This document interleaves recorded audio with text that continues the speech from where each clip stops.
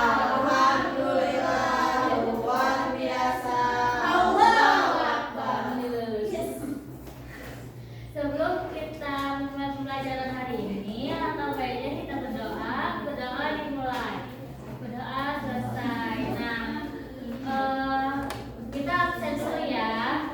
Yang dipanggil boleh bilang hadir ya. Iya, Ibu. Elva, Hadir, Ibu. Latifah, Hadir. Elda, Hadir. semuanya hadir ya. Iya, Ibu. Gimana hari ini, masih semangat belajarnya?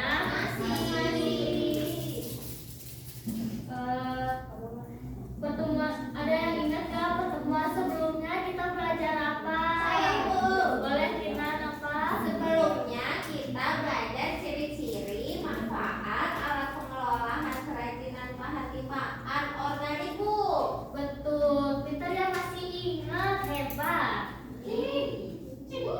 Nah, selanjutnya di sini kita akan belajar untuk merancang kerajinan bahan limbah organik yang akan kita buat ya.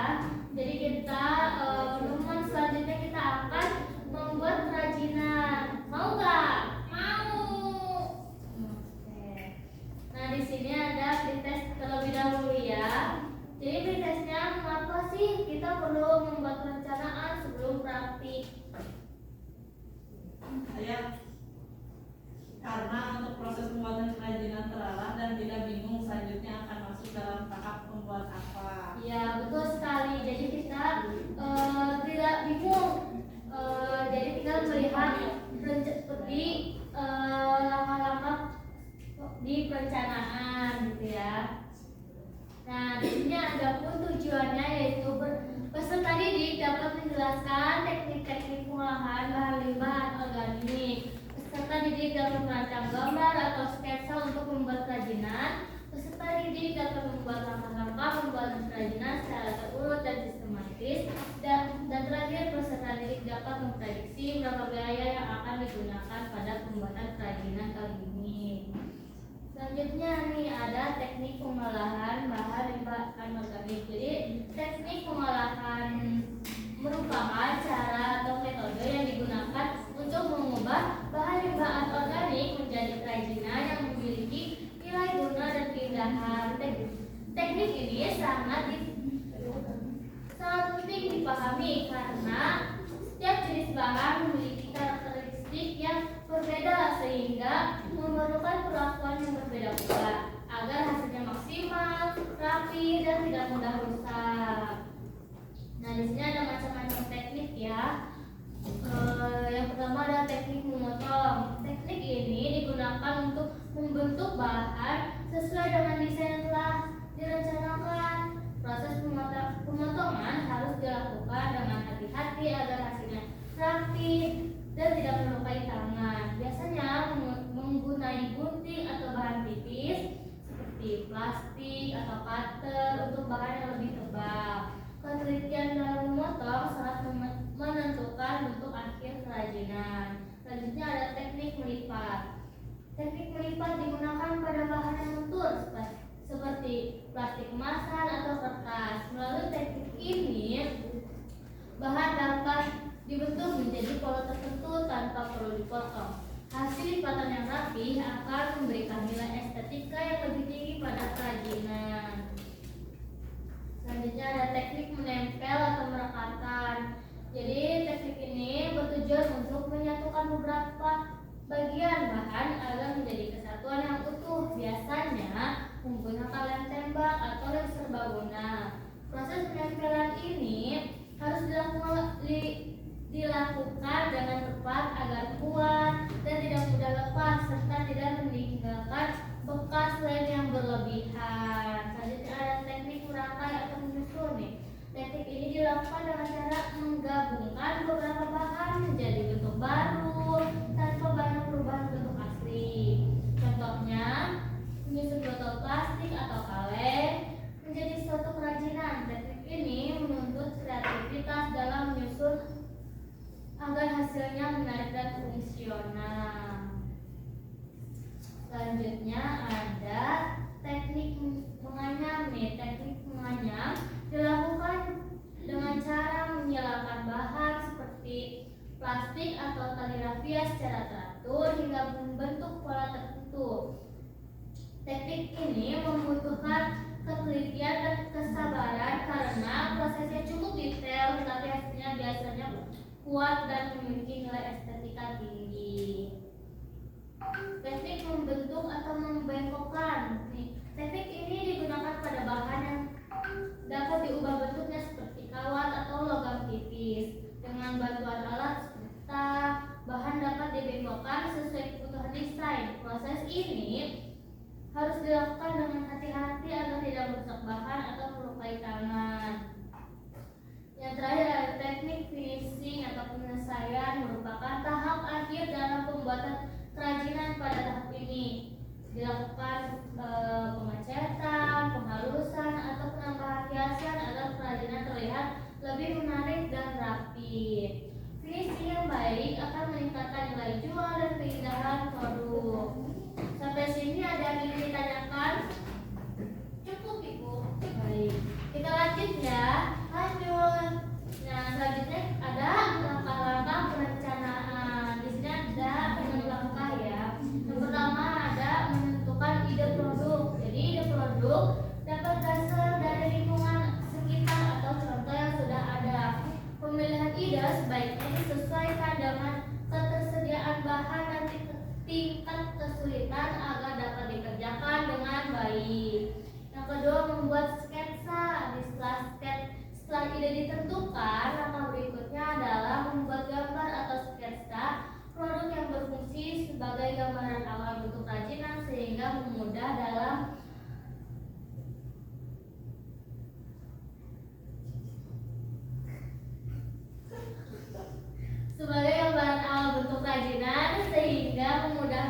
proses pembuatan. Desain tidak harus sempurna, tetapi harus jelas dan mudah dipahami. Selanjutnya, menentukan bahan. Pemilihan bahan juga harus disesuaikan dengan jenis kerajinan yang akan dibuat. Bahan yang dipilih sebaiknya mudah didapat, aman digunakan, dan sesuai dengan fungsi produk yang diinginkan.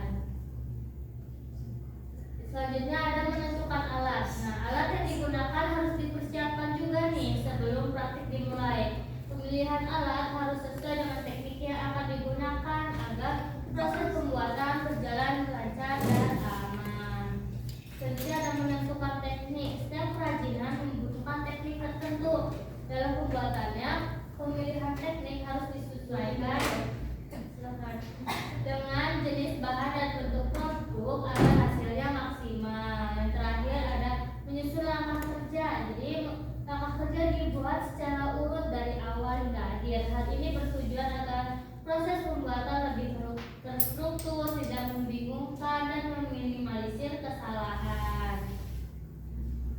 Nah, selanjutnya ada membuat rancangan anggaran biaya ya.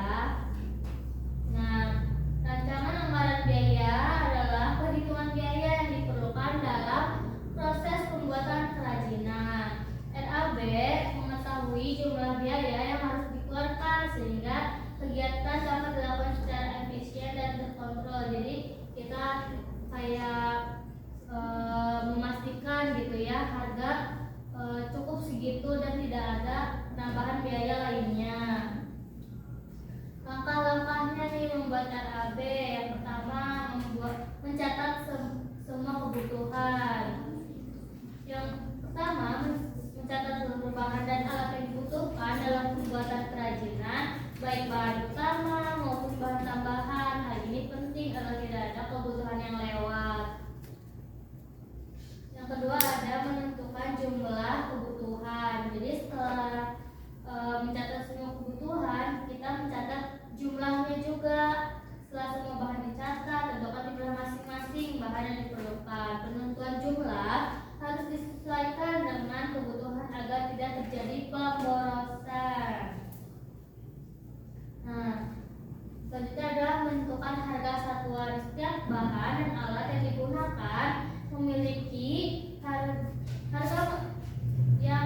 masing-masing. Harga ini bisa disesuaikan dengan kondisi di lingkungan sekitar atau harga pasar.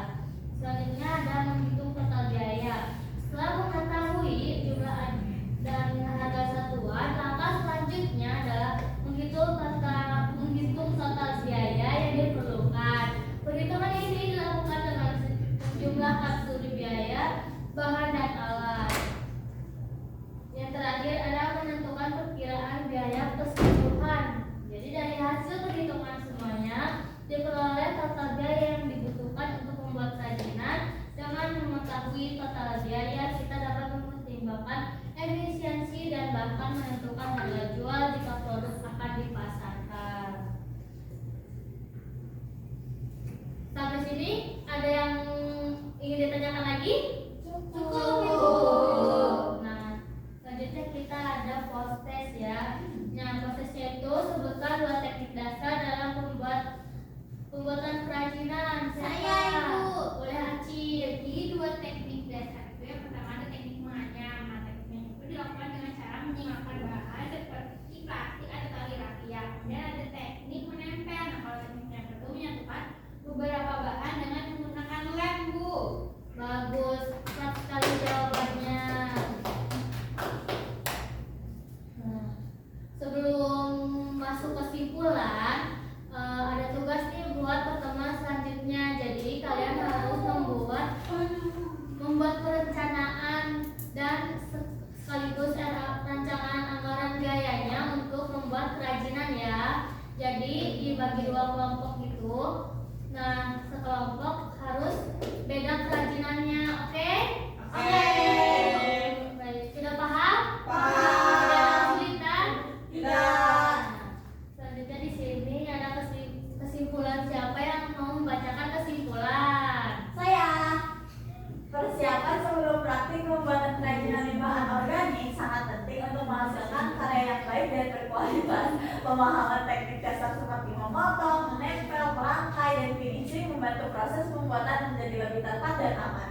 Selain itu, perencanaan yang matang melalui penentuan ide, desain, bahan, alat, serta langkah kerja membuat kegiatan lebih terarah dan efisien. Penyusunan RAB juga berperan dalam mengontrol biaya agar tidak terjadi pemborosan serta memberikan gambaran nilai ekonomis produk. Dengan menggabungkan ketiga aspek tersebut, proses pembuatan kerajinan dapat berjalan lancar menghasilkan produk yang bernilai, guna, dan estetika serta menumbuhkan, ya itu sampai bla bla bla baik untuk lingkungan.